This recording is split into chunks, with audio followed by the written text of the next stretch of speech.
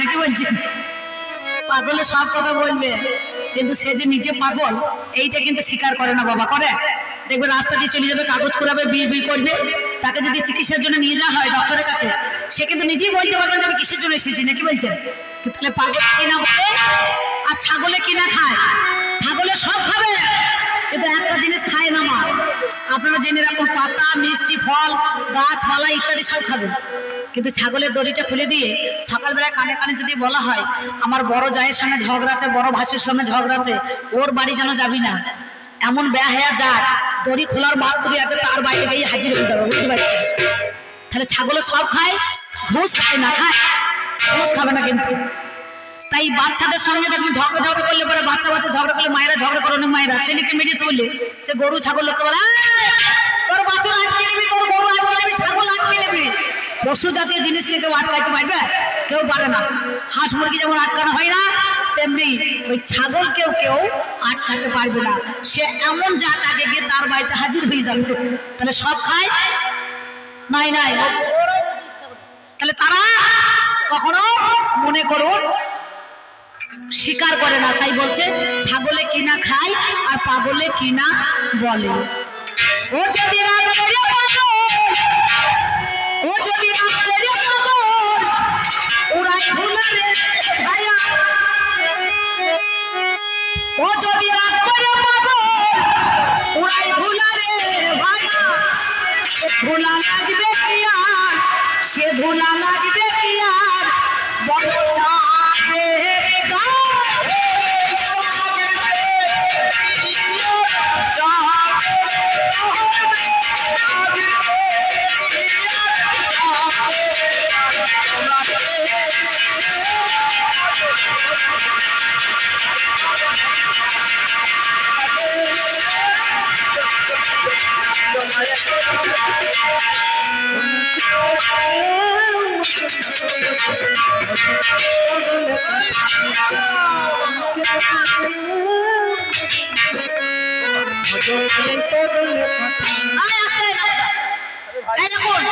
ঠিক মনে হচ্ছে পৌষ মাসের দিনে ইঁদুরে মাটি খেলছে, নাকি বলছেন? যেখানটা দাঁড়াবো আস্তে, যেখানকে কম বলে দাঁড়িয়ে আছি, তাহলে আমি যেখানে দাঁড়িয়ে আছি সেইখানে দাঁড়িয়ে থাকবো। গোটা বডিটা নড়ছে, যেখানটা নড়াবো দরকার সেইটা নড়ছে। দেখুন গোটা বডি নড়েছে।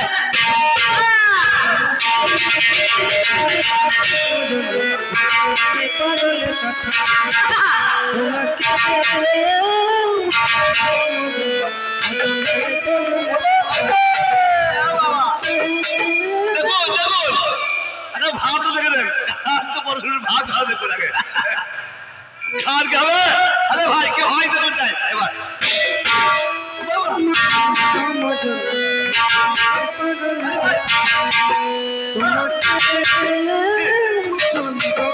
বাবা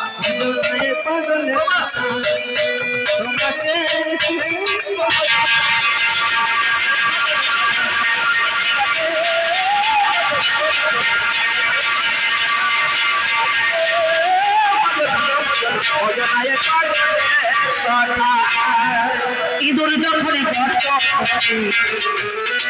ঘাস করিবার পরে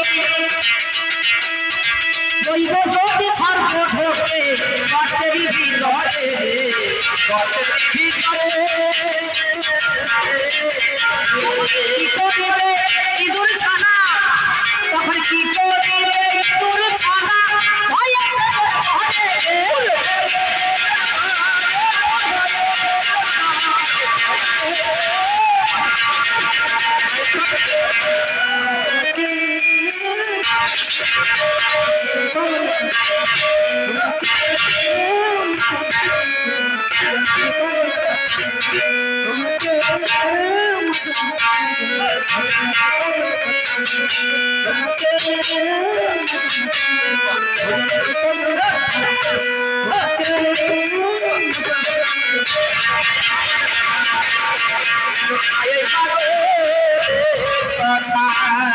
তাই মোজনা গো মোজনা, মোজনা এই পাগলের কথায়। তবে যা বলেছো বেশি বলেছো, আমার কানে শোনা গেল।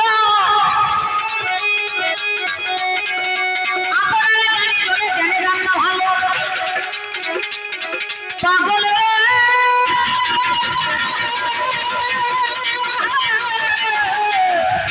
ওরে পাগল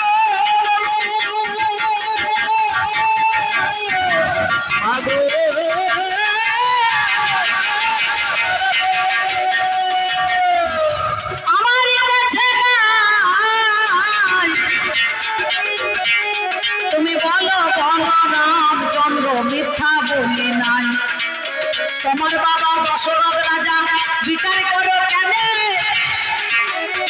সেই জনা ভূত হলো বুঝে দেখো এবার ভূত হয়েছে রাম নামের গুণে যে কাজটা করে শোনা হতে পারে রাম নামের গুণে পাশানি থেকে মানবী হয়ে যায় আর তার বাবা কোনো ভূত হয় ভূত নয় আমাদের মধ্যে এখানে পেট আত্মা হয়েছিল পেট আত্মাটাকেই তার আমরা দেখবেন এক এক দিনে যে আমাদের স্মরণীয় ব্যক্তি হয় বা বরণীয় ব্যক্তি হয় যে বরণীয় তখন বরণ করতে হয় নাকি বাবা আর যে স্মরণীয় ব্যক্তিটাকে স্মরণ করতে হয় তার আত্মাটাকে শান্তি কামনার জন্য 1 মিনিট 2 মিনিট নীরবতা পালন করতে হয় না যাতে তার শান্তিটাকে আমরা আত্মাটাকে শান্তি দিতে পারি সেই শান্তি আমরা কামনা করি সেই কামনায় মানুষ কিন্তু চোখ বুজে তাকে ডাকে তাই তো তাই পঞ্চভূত আমাদের মধ্যে এখানে আছে ভূত হয় নাই পঞ্চভূত ক্ষিতি অপ তেজ মরুত ব্রহ্ম এই পঞ্চভূতের গঠিত দেহ 10 ইন্দ্রিয় 5টা কর্মেন্দ্রিয় 5টা জ্ঞানেন্দ্রিয় আর ষড়রিপু কাম ক্রোধ লোভ মদ মোহ মাশ্চর্য এই দশরথ রাজার আত্মাটাকে শান্তি দেওয়ার জন্য সেদিন তিনি রামচন্দ্রের হাতে পিণ্ড পেলেন না কেন পেলেন না আগেকার দিনে দেখবেন আমাদের এই ঘরে যখন সন্তান মারা যেত মায়ের পেছু পেছু গাবায় যেত মরত তখন অন্যজনে বলতো কাজ কর এই ছেলেটাকে অন্যজনকে দিয়ে দেখে খুদ দিয়ে কিনে নে তার নাম থাকতো খুদ দিয়ে নাকি বলছেন সেই ছেলেটার প্রতি আর কিন্তু কেউ দায়িত্ব দাবি করতো না তাই আছে নাম যার জটায়ু লক্ষ্মী সবার আছে যারা দশরথ রাজাকে সাহায্য করেছিল জানেন জ্ঞানী জনা ওরে কি বলিব ভাবের কথা হাই রে বলি হাই জটায়ু লক্ষ্মীর সঙ্গে দেখো দশরথ রাজার মহাশয় বন্ধুত্ব হয়ে গেল যাদের মহাজ্ঞানী যখন বন্ধুত্ব হলো আমি শুনুন তার কাহিনী পশুকুল পক্ষী কুলে দাঁড়াই ওরে করো জোরে গায় অবৈ আমার রাজা তুমি শোনোই আমার ঠাই আমরা যে পশু অর্থাৎ পক্ষী কুলে জন্ম নিলাম তোমার কাছে গাই আমাদের মুখই অগ্নি কথা দেখো কেউ করবে না আমার সৎকারে রাখো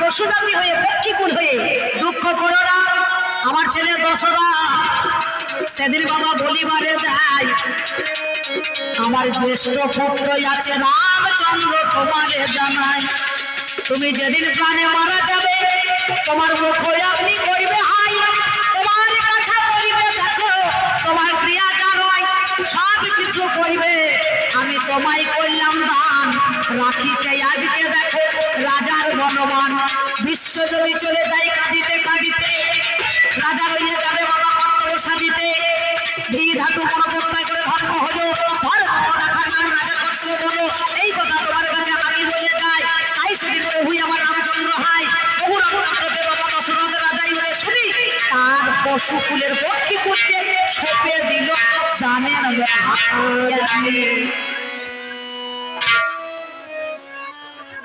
তাই সেদিন ও মা তোমাদের ফাটা পায়ে প্রণাম করছে অম্বিকা বুঝতে পারছো পা ফাটা আছে না প্রণাম করে দাও হ্যাঁ মেয়ে ছেলেদের লজ্জা নাই সেই জন্য আপনারা জানেন তাই এই পক্ষীকে দিয়েছিল জটাই পক্ষীকে দান করেছিল সেই সন্তান দান করে দিলে দান না নিতে নাই ফেরত আছে তাই সেদিন তিনি বললেন লক্ষ্মীর হাতে জানো পুত্র বধূর হাতে জানো আর সীতার হচ্ছে লক্ষ্মী অংশে জন্ম এই লক্ষ্মীর হাতে জানো আমি পিণ্ড নিতে পারি আমার মানব জীবন ধন্য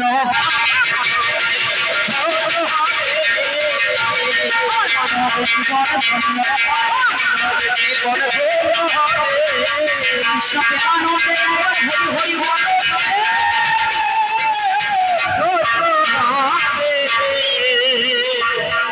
রাবণ হয়ে বলছে তুমি রাগ করো না, আমায় ভুল বুঝো না।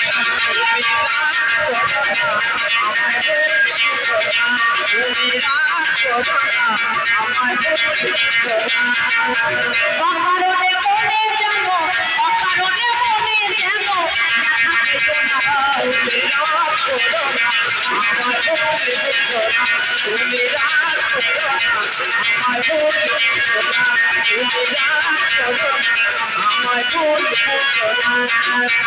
আর এক কথা তোমার কাছে আমি অবগাই,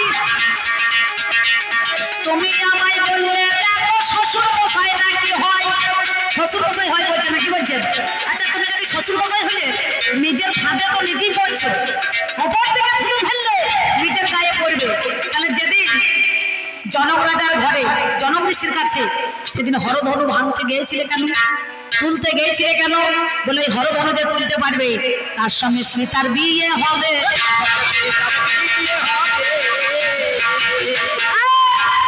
তুমি তো মহা, হ্যাঁ রাবণ গিয়েছিল, ওকে জিজ্ঞাসা করবেন, যাই নাই রামায়ণ নাই, এটা আমার কথা নয়। যখন আগেকার দিনে ছিল বর মানল স্বয়ম্বর সভা হতো, স্বয়ম্বর সভাতে নিজের পছন্দ মতো তার কন্যা যাকে বর মাল্য দেবে তাকেই জামাই বলে স্বীকার করতে হবে, এটা আপনার জানা নাই? তাই সেদিন ওই রাবণে গিয়েছিল হরধনু তুলতে, কিন্তু হরধনু তুলতে গিয়ে তুলতে পারে নাই, ছিটকিয়ে রাবণ পড়ে গেল।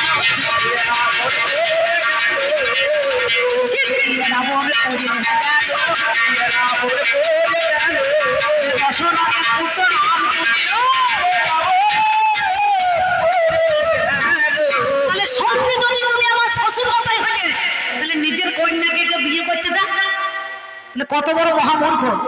এই মূর্খ বলবো না পণ্ডিত বলবে, কে নবদ্বীপের গোছ ভাঙা পণ্ডিত তো মনে হয়েছে, কি বলছে? হ্যাঁ ও নিজে জানছে যে সীতা আমার মেয়ে, তাহলে কর দিয়ে এনেছিল, তাহলে তুমি সেটা হরধনু তুলতে গেলে কেন? কিসের জন্য গেছিলে? তোমার লজ্জা কি লাগে না? তুমি এমন কথা বলো না,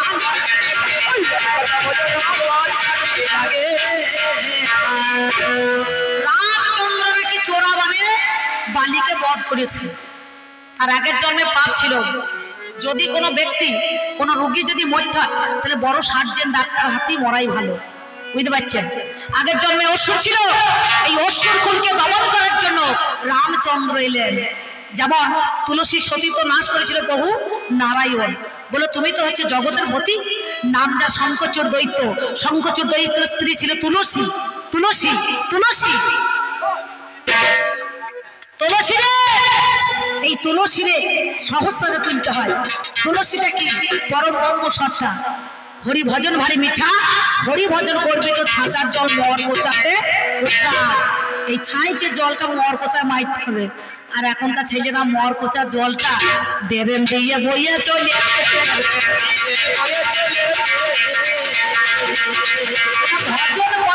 ভজন করে বসে থাকছে, বুঝতে পারছেন? বলে মন না রাঙায় বসন বাঙালি কি ভুল করলি যদি, অন্তরেতে ভোটের লালস করে সাজলি ত্যাগী। তাহলে উপরটা ত্যাগ করলে হবে না, ভিতরটাকে ত্যাগ করতে হবে।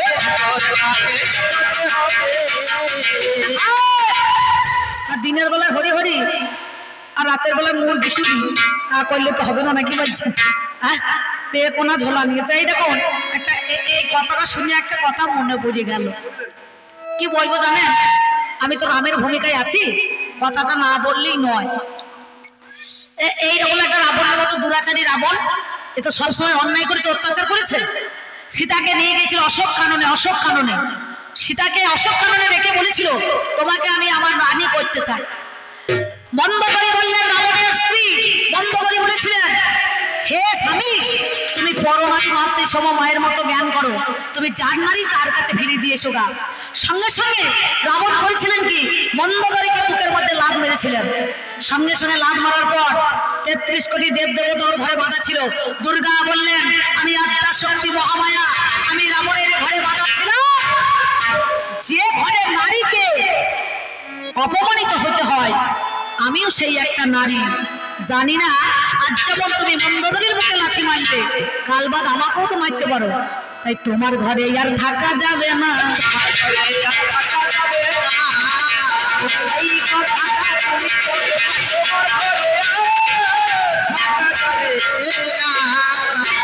সীতাকে তুমি কত অত্যাচার করেছিলে, তোমার চেরিটা নিয়ে গিয়ে তাকে বেঁধে রাখলো অশোক কাননে, রাখে নাই?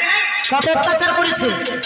তা তো আমাকে আবার যাওয়ার সময় বলছে তুমি রামচন্দ্র তোমার বউ চুরি হইলে কি করে? একটা মায়া সীতা, একটা ছায়া সীতা। আসল সীতা তো রামের কাছেই ছিল। হ্যাঁ, যেদিন যজ্ঞ করেছিল সেদিন সীতাকে নিয়ে স্বর্ণের সীতা মূর্তি তৈরি করে রামের পাশে বসানো হয়েছিল। কি বলছে? আর এটা দেখছো, এটা হচ্ছে মায়া। ওই মায়া সীতাটাকেই তো রাবণ নিয়ে গিয়েছিল। সীতা মানে কি? শেষ সত্তা। সীতা চুরি হয় যখন রাত 12টার পরে। আমি ওটা বলতে পারবো না, ওটা ওর প্রশ্ন। আমার কি প্রশ্ন?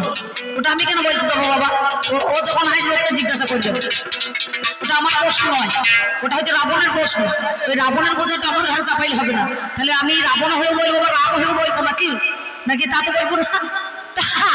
সঙ্গে সঙ্গে এইরকম এক ভদ্রলোক ভিক্ষা করতে গেছে। বাবাজি, ধরুন আমাদের এইদিকে এই মাঝি গ্রামে কতগুলো বাবাজি আছে, দেখেছেন তো? আছে কিনা? মাঝগা মানে মাঝি গ্রাম ভালো নাম। মাঝগায় কতগুলো বাবাজি হয়েছে। মাতাজি হচ্ছে খুদরুনে, মাদরুনে, চৈতন্যপুরে, তারপরে এইদিকে আপনার কৈচোর, কানাইডাঙ্গা, শীতলগ্রাম, বল্লামপুর সব চলে যায়। মুরুলে এইদিকে ভিক্ষা করতে আমার সঙ্গে মাঝে মাঝে দেখা হয়। আমি যখন বোন কাপসিটি বাড়ি এসে গাড়ি নিয়ে দেখি বাবাজিগুলো সব লাইন দিয়ে যাচ্ছে।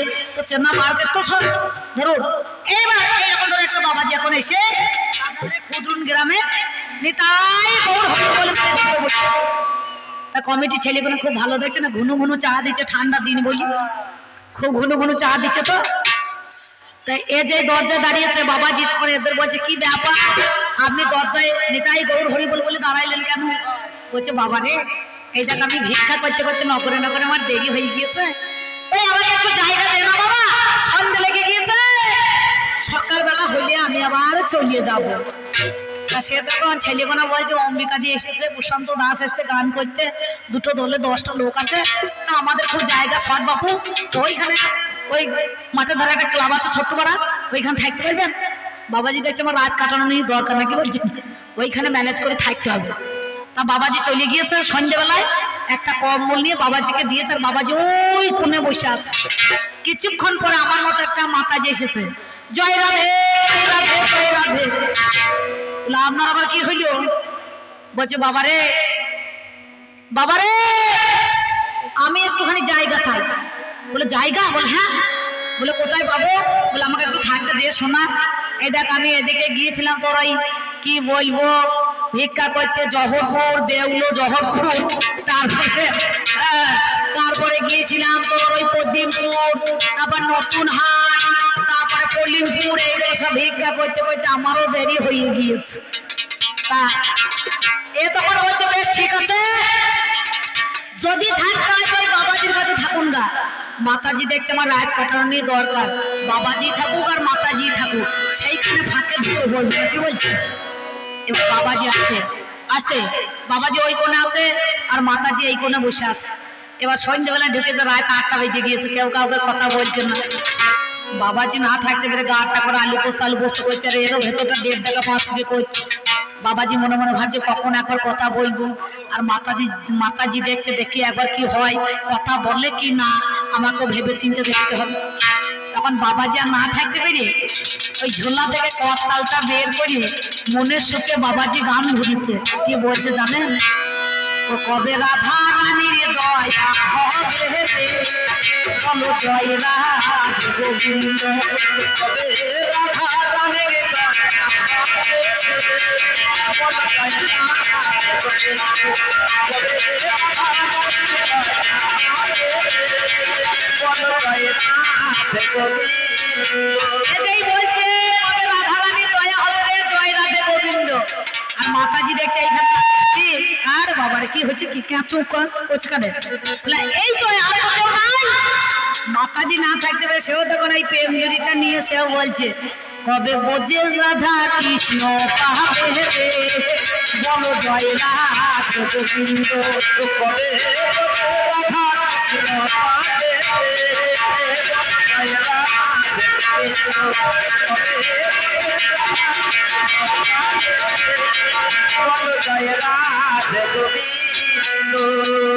বাবাজি তখন আরম্ভ করেছে, তবে এখন হলো হতে পারে বলো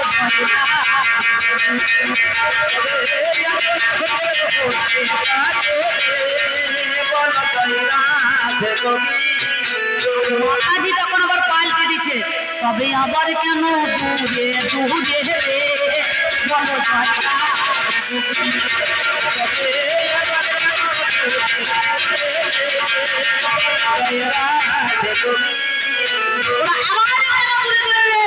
বলো জয় রাধে গোবিন্দ। ওই দুইজনা দুই করে ছিল, রাত 8টার পরে এক জায়গায় জড়ো হয়ে কম বললে ঢাকা দিয়ে বসে থাকবে। কথাটা কি? কৃষ্ণ প্রেম যা রাম নাম অন্তরে লেগেছে, নয়ন দেখলে যাইছে না। কৃষ্ণ প্রেমের প্রেমিক যারা কৃষ্ণকে আশ্রয় করে তারা সংসার ছেড়ে দিয়ে মনের মধ্যে হয় একাকিত খারাপ না। তাহলে কৃষ্ণ নাম রাম নাম, রাম নামে কাম নাই, কৃষ্ণ নামে মরে, হরি নামে আপনার জীবন সব করে। সকালবেলায় দেখছে কমিটিটা এসে, দেখি তো দরজা খুলে দেখি, ক্লাবের দরজা খুলে দেখছে, ও বাবা, বাবাজি মাতাজি দুই কোণে ছিল, এক জায়গায় জড়ো হয়ে গেল। বাবাজি তখন ঢাকাটা খুলে দিয়ে বলছে, বাবা রে আর চিন্তার কাজ বলো জয় রাধে।